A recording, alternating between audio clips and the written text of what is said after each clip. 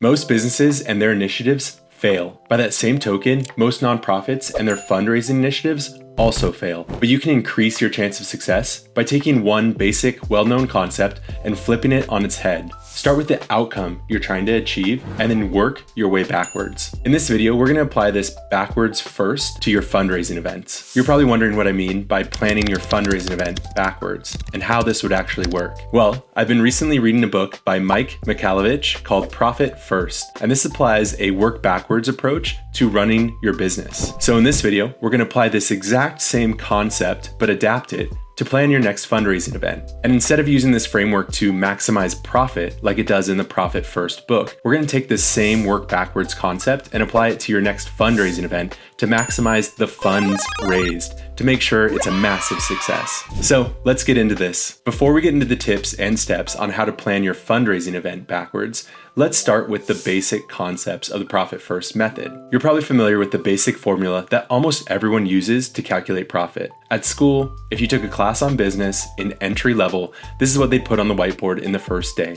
Sales minus expenses equals profit. But let's pause here and think about this for a moment. Framing is incredibly important to how we perceive things. In this equation, profit is always going to be whatever's left over after you have your sales and you subtract your expenses. Given this framing, it's no wonder that people find it so hard to maximize profit. Profit is always the product of the other two inputs. So if you're a small business owner and you want to make sure profit's not just whatever's left over, how might you rearrange this formula to make sure profit is one of the inputs? In simple terms, the same exact formula can be expressed like this: sales minus profit equals your expenses. So this method recommends that you set the profit that you want to take out of the business, and then you let that determine your expenses. It's the same formula, but when expressed this way, the sales and the profits are the inputs in the formula, and then the expenses is the dependent value that comes out. So the big aha moment for a lot of small business owners is that when you express the formula this way, you can set the profit that you want to take out of the business. That, when calculated with your sales, determines the maximum value of your expenses. If you go by this formula, you've set your profit first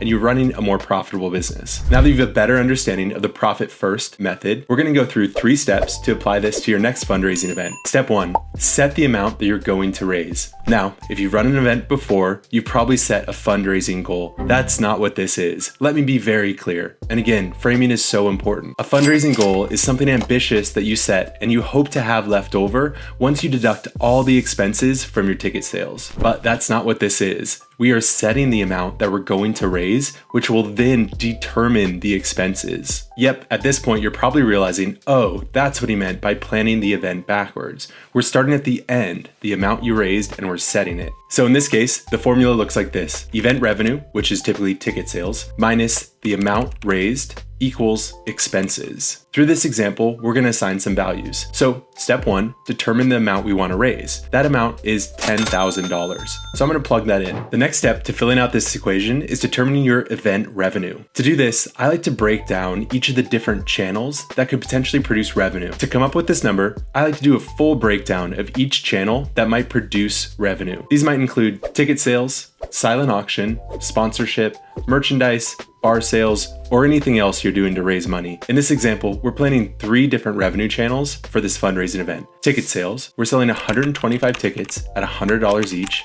Silent auction, which we hope to raise $1,250, and then merchandise, which we hope to raise another $1,250. Of course, these are assumptions that you're making, so it's really critical to be disciplined and realistic when you're coming up with these forecasts. Now that we've projected the amount of event revenue we're going to make, let's plug it into the formula. For this event, we've set the amount that we want to collect as $15,000 for event revenue. So our formula is really starting to take shape. We have the $15,000 that we're going to collect from event revenue, and we have the $10,000 that we're going to have raised. This brings us to step 3. And for all you mathematicians out there, you know that once we have the variables on the left-hand side of the equation, it becomes easy to solve for the variable on the right. So we have $15,000 in event revenue minus $10,000 in amount raised, which leaves us with a maximum budget of $5,000 for expenses. And this is the real power of this formula. We're not donating whatever's left over after we've subtracted all the expenses that rack up. We've set the amount that we want to raise, and then we let that determine the maximum amount of expenses. This is a much better approach to planning your next fundraising event. So you're probably wondering, why does this approach work? When I discuss this approach with other event planners, I get two reactions, either believers or skeptics. If you're a skeptic, let me explain how this works. To your skeptical credit, you're right. It's the same formula, just written a different way. But the reason it works is that it reframes the money in and the money out in a way that you're more likely to get the outcome you're optimizing for. Let's take it all back to the original formula, the one they teach in Business 101. Sales minus expenses equals profit. Or when expressing it for fundraising events, event sales minus expenses